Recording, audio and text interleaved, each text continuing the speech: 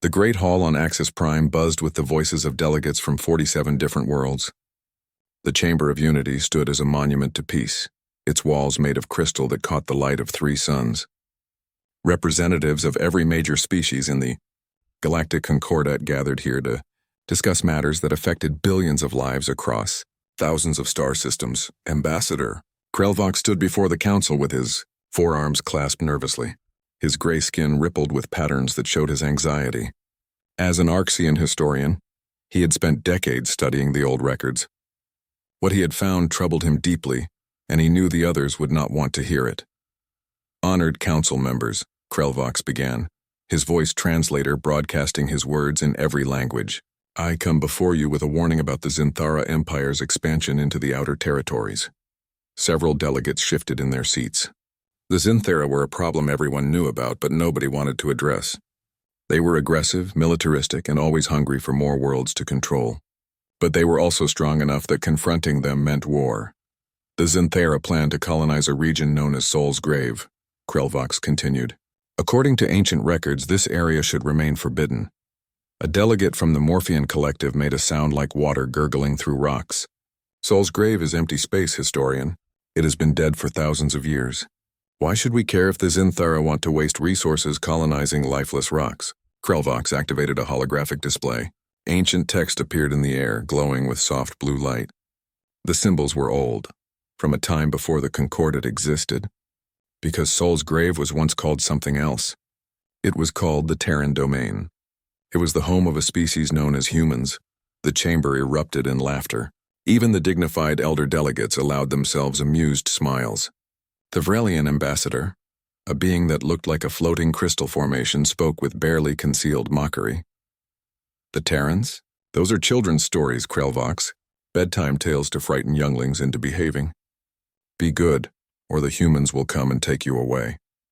Really, this is beneath the dignity of this council, but not everyone laughed. In the far corner of the chamber, an ancient Korvaxian elder stirred.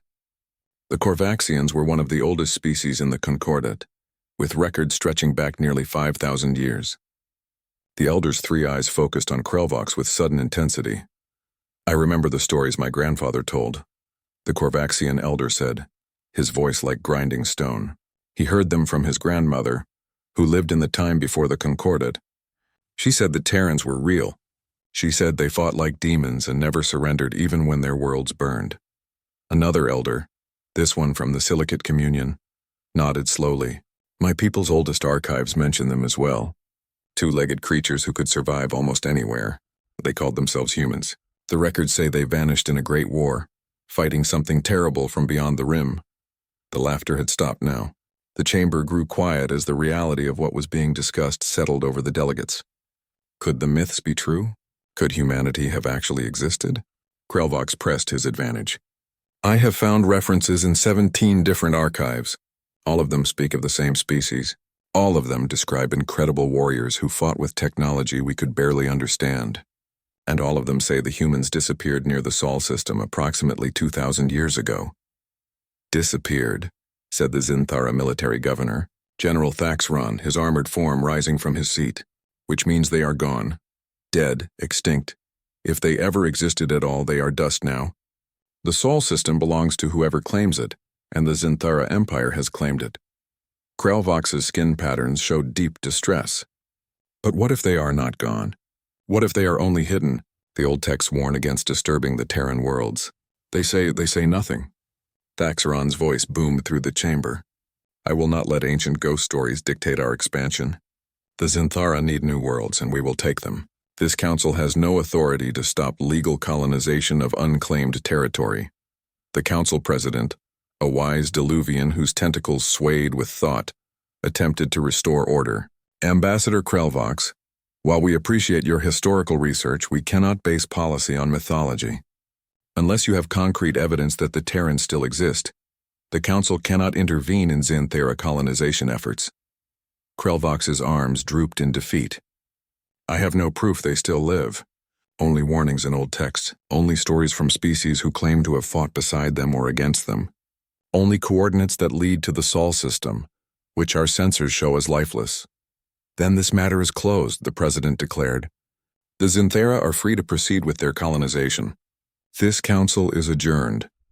As the delegates filed out of the chamber, Krelvok stood alone before the holographic display of ancient text.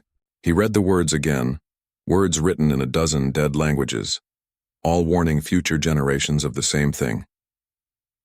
Do not wake the sleeping Terrans. Do not enter their domain.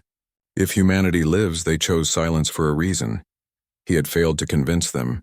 Now he could only hope the old warnings were truly just myths.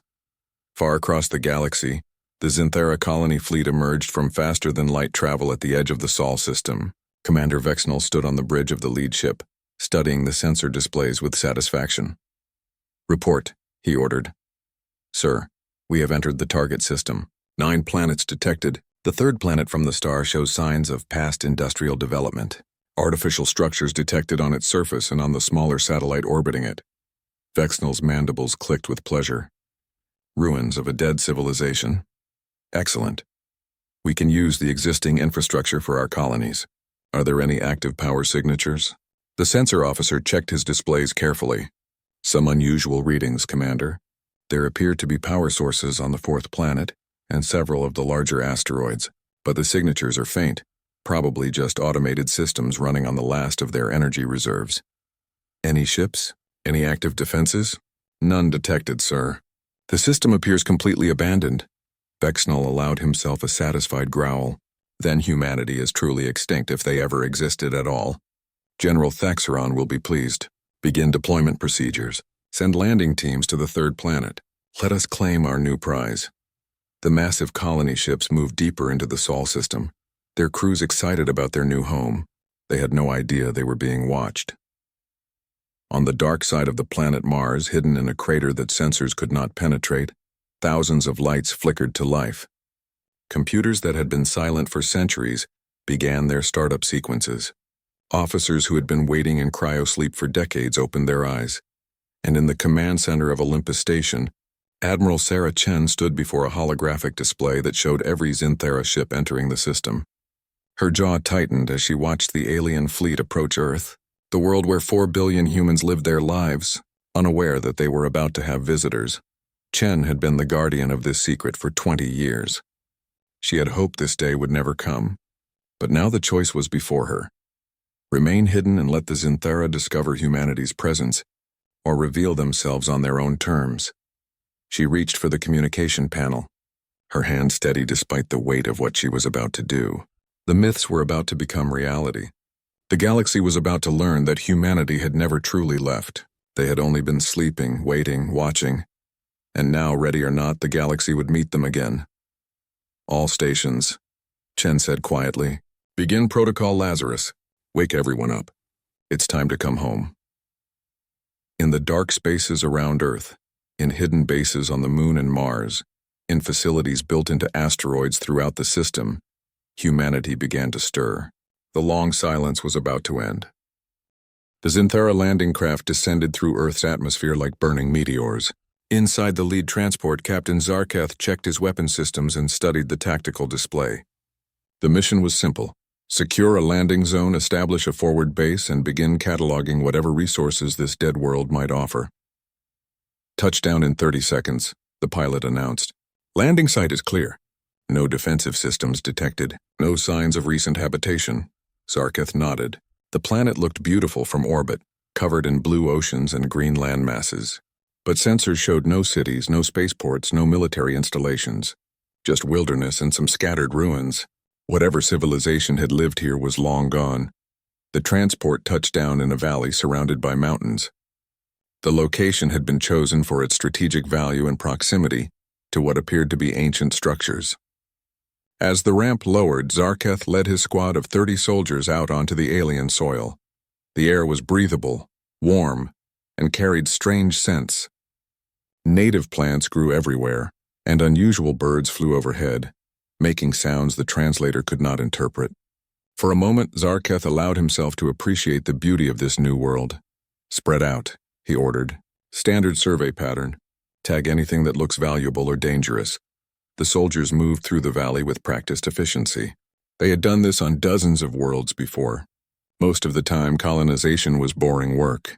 No resistance, no challenges, just documentation and resource assessment. Then Private Hickstal's voice crackled over the radio. Captain, I've found something.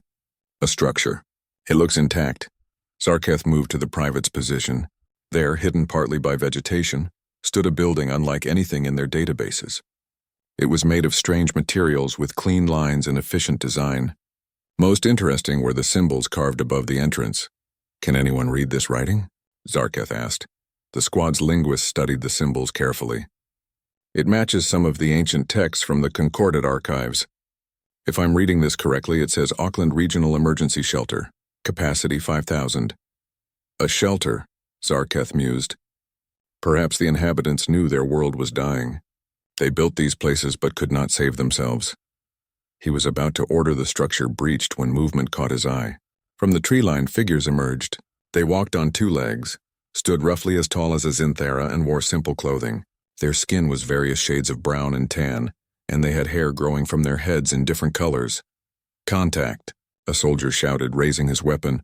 Hold fire, Zarketh commanded. They appear unarmed, probably primitives, descendants of the original inhabitants. We'll follow first contact protocols. The figures stopped about 50 meters away. One of them, a female with dark skin and short black hair, stepped forward. She raised her hands in what might have been a peaceful gesture, though Zarketh couldn't be sure. Greetings, Zarketh said, activating his translator. We are representatives of the Zinthara Empire. This world is now under our protection. Do not be afraid. If you cooperate, you will not be harmed. The female looked at her companions, and several of them made sounds that might have been laughter. Then she spoke, and her words came through the translator clearly. This is Earth. This is our home. You need to leave, now. Zarketh felt a surge of annoyance. You do not understand the situation. Your world is unclaimed territory. The Zinthara Empire has legal authority to colonize. You and your people will be relocated to a reservation where you will be cared for properly. We understand perfectly, the female said. Her voice was calm, but something in her eyes made Zarketh uncomfortable. You're trespassing. This is your only warning. Return to your ships and leave our system. Warning. Zarketh's mandibles clicked with amusement. You primitive creatures dare to threaten the Zinthara Empire? You have no weapons, no technology, no chance of resistance. The female smiled, and it was not a friendly expression. You really don't know who we are, do you? You came all this way, and nobody told you the stories. Nobody warned you about Earth. She touched something on her wrist, and suddenly the valley was full of activity. From concealed positions in the rocks, on the mountainsides, and in the shelter itself, more figures appeared. But these were not primitives. These wore advanced armor that shimmered with energy fields. They carried weapons that hummed with power. And they moved with military precision that spoke of serious training. My name is Captain Maria Santos, New Zealand Defense Force, the female said. And you just made a very big mistake. Zarketh's combat instincts kicked in. All units, defensive formation. Return fire authorized. The Zinthara soldiers were well trained and equipped with military hardware that had conquered a dozen worlds. But as they opened fire, they discovered something terrifying. The humans were faster, more accurate, and their weapons cut through Zinthara armor like it was made of paper. Within seconds, half of Zarketh's squad was down. The humans used the terrain expertly, appearing and disappearing, their shots precise and devastating. Zarketh fired his heavy plasma rifle at a human soldier, but the shot was deflected by an energy shield he hadn't known existed. Retreat, Zarketh shouted. Fall back to the transport. But the transport was already destroyed, reduced to smoking wreckage by a weapon fired from somewhere in the mountains. Through his helmet display, Zarketh could see his soldiers falling one by one. The humans weren't just defending themselves. They were executing a perfect military operation. He raised his hands in surrender, dropping his weapon. Around him, the few surviving soldiers did the same. Captain Santos approached him, her rifle pointed at his chest. Who are you people? Zarketh asked, his voice filled with shock. The censor said this world was abandoned. The Concordate said humanity was a myth. We chose to be abandoned, Santos replied. We chose to be forgotten. And it seems the galaxy learned nothing from history. She gestured to her soldiers. Secure the prisoners. Get medical attention for the injured. As Zinthara soldiers were taken into custody, Santos activated her communications unit. Command, this is Santos. First contact has occurred. The situation is contained, but we have a problem. The visitors were not prepared to find us. They thought we were extinct. The voice that responded was calm but carried authority. Understood, Captain. Secure the area. Admiral Chen is en route to your position. Protocol Lazarus is now active across all sectors. Far above, in orbit around Earth, Commander Vexnall was having a very different experience. His sensors had suddenly lit up with warnings. Ships were appearing on his displays, dozens of them.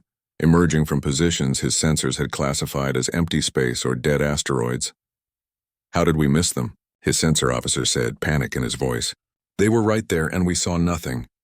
The ships were smaller than the Zinthara colony vessels, but they moved with frightening speed and coordination. Their designs were strange, streamlined, and efficient, covered in weapon systems that Vexnall's computer struggled to classify. Incoming transmission, the communications officer reported. A human face appeared on the main screen. She was older, with gray hair and hard eyes that had seen too much war. She wore a uniform decorated with symbols and insignia that meant nothing to Vexnall, but her posture spoke of command authority. I am Admiral Sarah Chen, Commander of Earth Defense Initiative, the human said. You are surrounded. Your ground forces have been neutralized. You have 10 minutes to retreat beyond the orbit of Pluto, or we will open fire. This is not a negotiation. Vexnall tried to maintain his composure. You cannot be real. Humanity is extinct. This is impossible. Chen's expression didn't change. You have 9 minutes and 45 seconds. We outnumber you, Vexnall said, though he wasn't sure it was true anymore. More human ships kept appearing on sensors. We have dreadnoughts. We have the might of the Zinthara Empire behind us. 9 minutes and 30 seconds, Chen said calmly. Commander, I'm going to tell you something important. 2,000 years ago, humanity fought a war that nearly destroyed us. We learned hard lessons about warfare, about survival, and about the price of victory. We have had 2,000 years to prepare, to build, and to wait. You came to our home. You attacked our people. Now you have a choice, leave or find out why the galaxy used to fear us. Vexnall looked at his tactical display. The human ships had positioned themselves perfectly. Every escape route was covered. Every weapon system on his fleet was being targeted by multiple human vessels. If this came to battle, it would be a slaughter. All ships, he said quietly. Retreat Vector Alpha. Best speed. Get us out of this system. As the Zinthara fleet turned and fled, Chen watched them go. Her communications officer spoke softly. Admiral, should we pursue? No, Chen said. Let them go. Let them tell the galaxy what they found here. Let them spread the word. She looked out at the stars beyond Earth. Humanity is back, and this time the galaxy will remember us. The Zinthara reinforcement fleet arrived in the Sol system 3 days after Commander Vexnall's humiliating retreat. General Thaxron himself commanded this force, and he brought enough firepower to conquer a dozen worlds. 50 warships, including 5 massive dreadnoughts, emerged from faster-than-light travel with weapons already charging. Deploy battle formations, Thaxron commanded from his flagship, the Crimson Fang. I want overwhelming force on display. These primitives need to learn respect. His tactical officer studied the sensor displays with confusion. General, I'm detecting multiple energy signatures throughout the system. They match the unknown vessels that Commander Vexnall reported, but the numbers don't make sense. Explain, Thaxron demanded. Sir, I count at least 200 ships. They're positioned at strategic points around the 3rd planet, around the 4th planet's moons in the asteroid belt, and even beyond the system's outer planets. It's as if they've had decades to prepare defensive positions. Thaxron's confidence wavered for just a moment. 200 ships was more than expected, but the Zinthara had faced worse odds before. Size classification? Most are cruiser class or smaller. Nothing larger than our dreadnoughts. But sir, their power signatures are unusual. I've never seen energy readings like this. Any communications from them? Yes, sir. They're broadcasting on multiple frequencies. Same message repeating. It says, this is Earth Defense Command. You are in violation of territorial space. Withdraw immediately or face military action. Thaxron's mandibles clicked with anger. Send a response. Tell them that the Zinthara Empire does not recognize their territorial claims. Tell them we will take this system by force if necessary, and then target their largest ships for a demonstration of our power. Before the communications officer could respond, every display on the bridge lit up with warning indicators. The human ships had suddenly changed position, moving with impossible speed and coordination. They hadn't scattered or fled. Instead, they had formed a defensive sphere around Earth with overlapping fields of fire that covered every approach. And then the moon moved. Not Earth's moon, Mars' smaller satellite, Phobos, which sensors had classified as a natural body.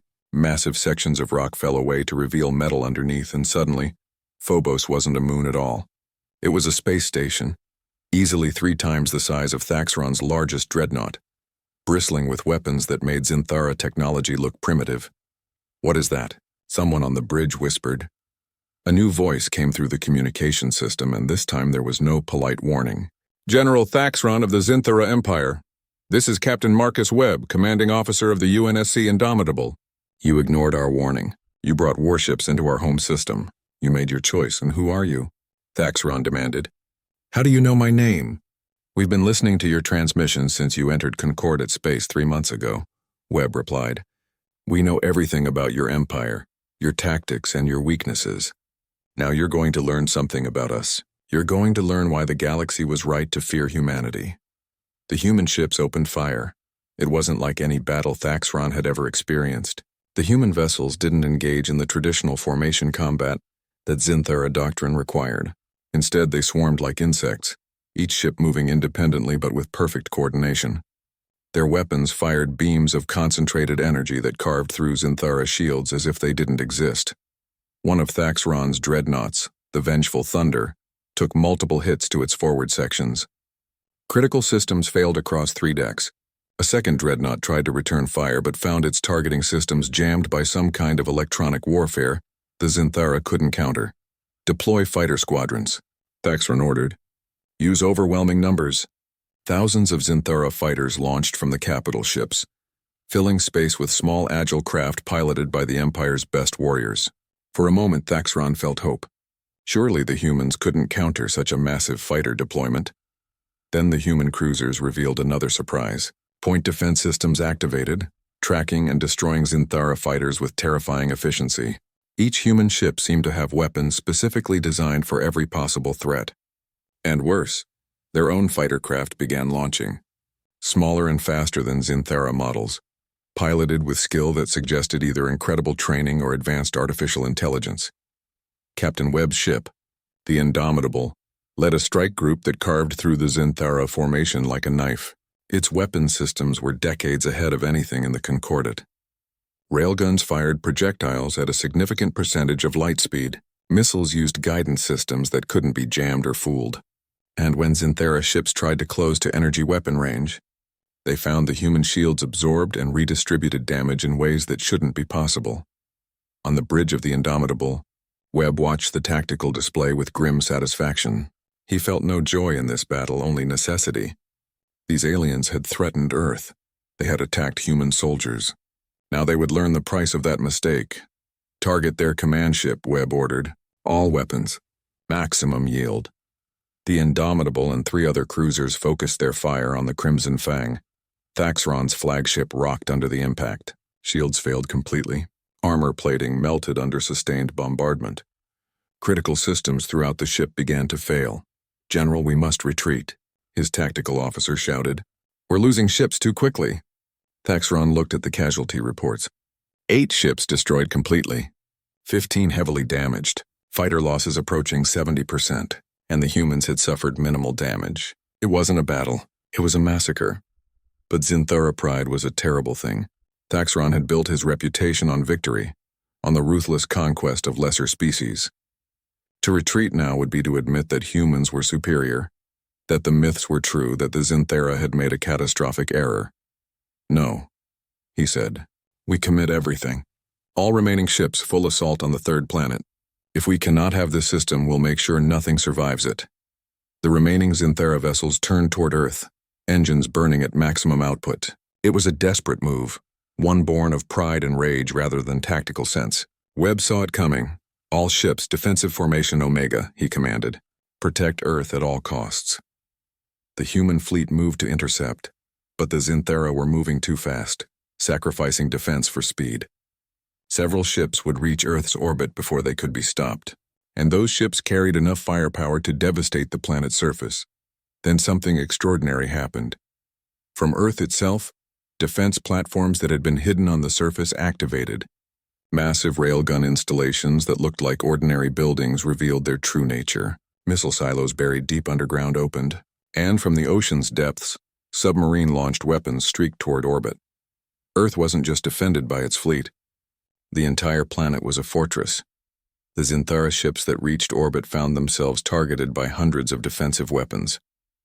They tried to fire on the planet below, but their weapons couldn't penetrate the defensive umbrella. One by one, they were destroyed or forced to flee. Thaxaron watched his fleet die. Of the 50 ships he'd brought to Sol, fewer than 20 remained combat-capable. The humans hadn't just defeated him. They had destroyed the pride of the Zinthara military. "All ships retreat," he said finally, his voice hollow. "Full retreat. Get us out of this cursed system."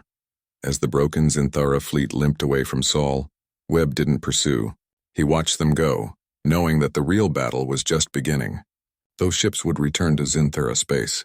They would tell their empire what happened here, and more importantly, they would tell the Concordat. "Open a channel to Admiral Chen," Webb said. Chen's face appeared on his display. She looked tired but relieved. "Status report, Captain? Enemy fleet retreating. No human casualties. Minimal damage to our ships. Earth is secure." Webb paused. "But Admiral, they're going to tell everyone. The whole galaxy is going to know we're here." Chen nodded slowly. "I know. That's exactly what needs to happen. For 2,000 years we've been hiding. We've been waiting for the galaxy to become something better than it was when we left. But it hasn't changed enough. The strong still prey on the weak. Empires still conquer. And nobody remembers what happened the last time humanity fought back." "So what do we do now?" Webb asked. Chen looked out at the stars beyond Earth. "Now we remind them. Send a message to all frequencies, all known Concordat channels. Tell them humanity has returned. Tell them we're willing to talk, but we won't be pushed around. And tell them that Earth is under our protection, now and forever." On Axis Prime, thousands of light years away, Ambassador Krelvox sat in his study when the message arrived. He watched the footage of the battle, seeing the human ships in action, witnessing the complete defeat of a Zinthara fleet. The myths were true. Humanity lived, and the galaxy would never be the same. The neutral space station Haven's Gate floated in the empty space between human and Concordat territory. It had been built quickly in just 3 weeks, a joint construction project that served as proof that cooperation was possible. But as the diplomatic delegations gathered in its main conference chamber, cooperation felt like a distant dream. Ambassador David Okonkwo stood by the observation window, looking out at the stars. He was a tall man with dark skin and gray hair, chosen to represent humanity because of his skills as a negotiator and his deep knowledge of galactic history. Behind him, his security team waited nervously, hands never far from their weapons. They had every right to be nervous. The last time humans and aliens had met in large numbers, it had ended in war. On the other side of the chamber, the Concordat delegation arrived in groups. Ambassador Krelvox led them, his 4 arms carrying data tablets filled with historical records. Behind him came representatives from 24 species, each more alien than the last. Some walked on legs, others floated, and a few moved in ways that human eyes struggled to follow. The tension in the room was thick enough to cut with a knife. "Ambassador Okonkwo," Krelvox said, approaching carefully. "On behalf of the Galactic Concordat, I welcome you to this historic meeting.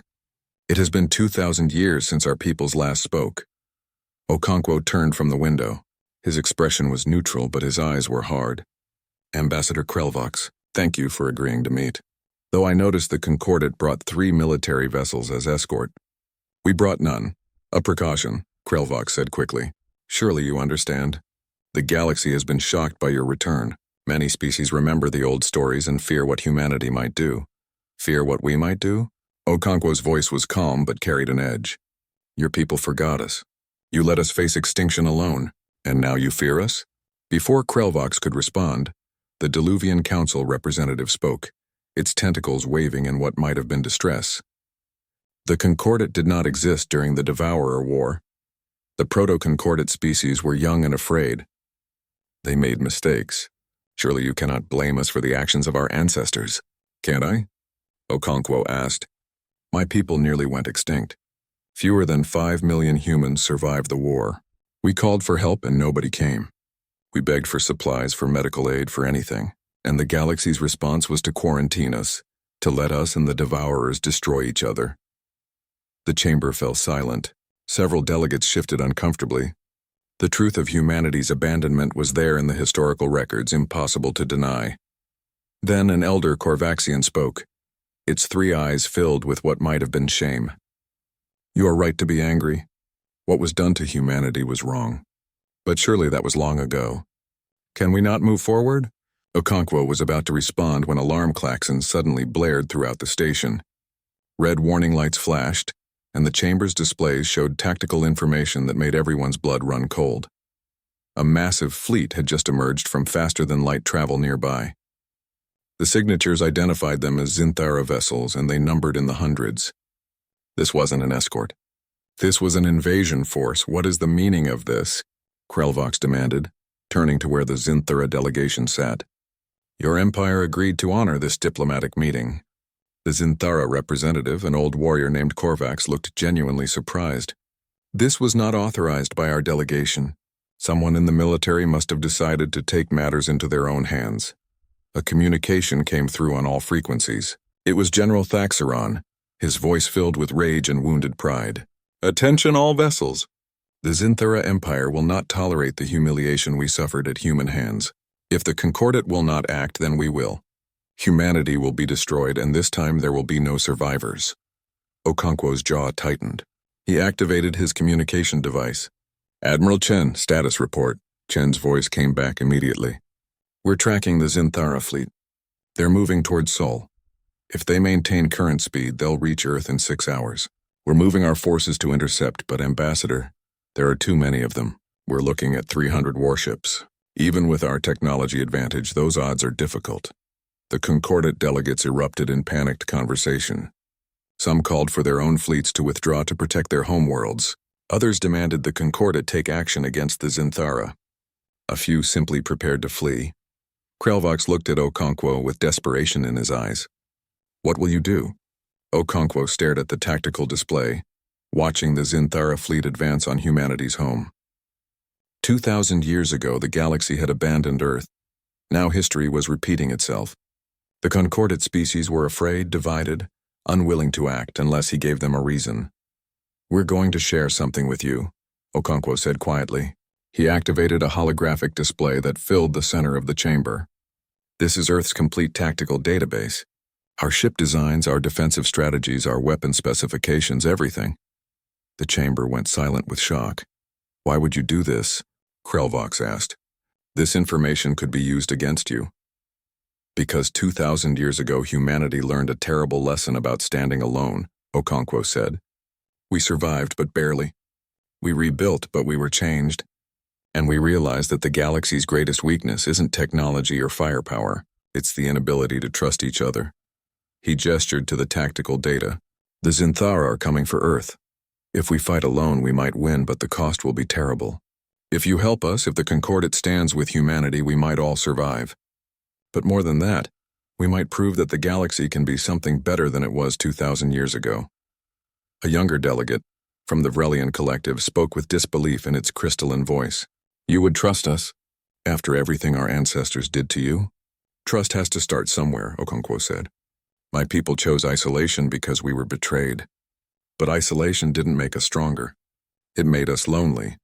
It made us bitter. Now we have a choice. We can repeat history or we can change it. Krelvox looked at the tactical data, then at the other delegates. If we commit our forces to defending Earth, we risk war with the Zinthara Empire. Many of our species are not prepared for such a conflict. Then prepare, Okonkwo said firmly, or spend the rest of your existence wondering if you'll be next. Because if the Zinthara succeed in destroying humanity, what's to stop them from coming after you? What's to stop any aggressive empire from taking what they want? Knowing that the Concordat won't stand together. The Diluvian Council representative's tentacles swayed thoughtfully.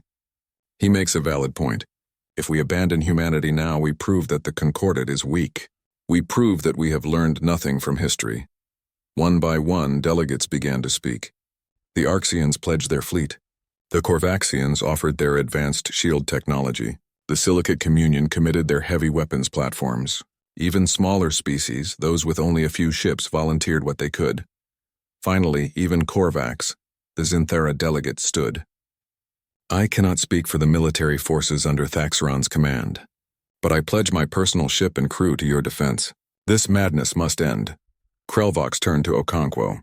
It seems you have the support of the Concordat, Ambassador. We will stand with humanity. Okonkwo felt relief wash over him, but there was no time to celebrate. Then we need to move quickly. Admiral Chen, did you receive all of that? I did, Chen's voice came back. And Ambassador, there's something else you need to know. Our deep space sensors just detected an anomaly near the Zinthara fleet's trajectory. There's a quantum gate activating, the same type the Devourers used 2,000 years ago. The tactical display updated, showing a massive energy signature appearing in space. It was exactly where the Zinthara fleet would pass in 3 hours. Whatever was coming through that gate, it wasn't friendly. Krelvox's skin patterns showed pure terror. The Devourers are returning? But that's impossible. They were destroyed. Maybe they weren't, Okonkwo said grimly. Or maybe something else learned how to use their technology. Either way, we have a bigger problem than the Zinthara now. Chen's voice was steady despite the circumstances. Ambassador, if that gate opens fully, we're looking at a threat that could consume entire solar systems. The Devourers weren't just aggressive. They were existential threats to all life. Okonkwo looked around the chamber at the assembled delegates. Species that had been enemies or strangers or simply indifferent to each other now faced a common threat that dwarfed their individual conflicts. Then we fight together, he said. All of us. Humans, Zinthera, Concordat, everyone. Because if we don't stand united now, there won't be a galaxy left to argue about. The delegates moved quickly, coordinating their forces, sharing tactical data, preparing for a battle that would determine the future of all galactic civilization. And for the first time in 2,000 years, humanity was not alone. The quantum gate hung in space like a wound in reality itself. Its edges flickered with energy that shouldn't exist, colors that hurt to look at, and patterns that seemed to twist the laws of physics into knots. And from its center, things were emerging. Captain Marcus Webb watched the tactical display with growing dread. The first ships through the gate were massive, each one larger than the biggest Zinthera dreadnought. Their design was organic, as if they had been grown rather than built. Dark metal that seemed to absorb light covered their hulls, and weapons that pulsed with an evil red glow dotted their surfaces. How many? Webb asked quietly. 16 capital ships so far, his sensor officer reported, and they're still coming. Smaller vessels, fighter analogs, and something else. Sir, the gate is destabilizing. Whatever's coming through is forcing it to stay open longer than it should. Webb looked at the combined fleet assembled around Earth. 200 human vessels, 150 Concordat ships from a dozen different species. Even 30 Zinthera warships, their crews having turned against General Thaxron's mad orders. It was the largest allied fleet in galactic history, and Webb wasn't sure it would be enough. Admiral Chen's face appeared on his display. All ships, this is Admiral Chen. You all know what we're facing. 2,000 years ago, humanity fought these creatures alone and nearly lost. Today we fight together. Remember your training, trust your allies, and protect each other. Earth Defense Command will lead the charge. All other fleets follow our lead. Webb activated the fleet-wide channel. Indomitable to all ships. Form up by species groups. Humans will focus on the capital ships. Arxians, I need your shields protecting our smaller vessels. Korvaxians, your heavy weapons are authorized for maximum yield. Zinthera forces, welcome to the team. Try to keep up. There might have been laughter on some channels, nervous energy finding release. Then the Devourer fleet opened fire, and there was no more time for jokes. The space around Earth lit up with weapons fire. The Devourer weapons were different from anything the Alliance had faced before. They didn't just destroy ships. They consumed them, breaking down matter at the molecular level and feeding that energy back into the Devourer vessels. A Concordat frigate took a direct hit and simply ceased to exist, not exploding but dissolving into nothing. All ships, evasive patterns, Webb ordered. Don't let those weapons lock on. Keep moving. The human fleet responded with precision, their ships dancing through space in patterns that confused Devourer targeting systems. Human railguns fired, their projectiles moving at incredible speeds. When they hit Devourer hulls, they punched through. But the wounds seemed to heal almost immediately, the organic metal flowing back together. Their ships are regenerating, Webb's tactical officer reported. Conventional weapons aren't enough. We need to overwhelm their healing capabilities. An Arxian commander named Kelmara opened a channel. Human vessels, if you can keep them occupied, my ships will layer our shields over yours. Together we can withstand their weapons longer. Webb watched as glowing blue energy shields from Arxian ships merged with human defensive screens. The combination created a barrier stronger than either could manage alone. When Devourer weapons hit these combined shields they held. It's working, someone shouted.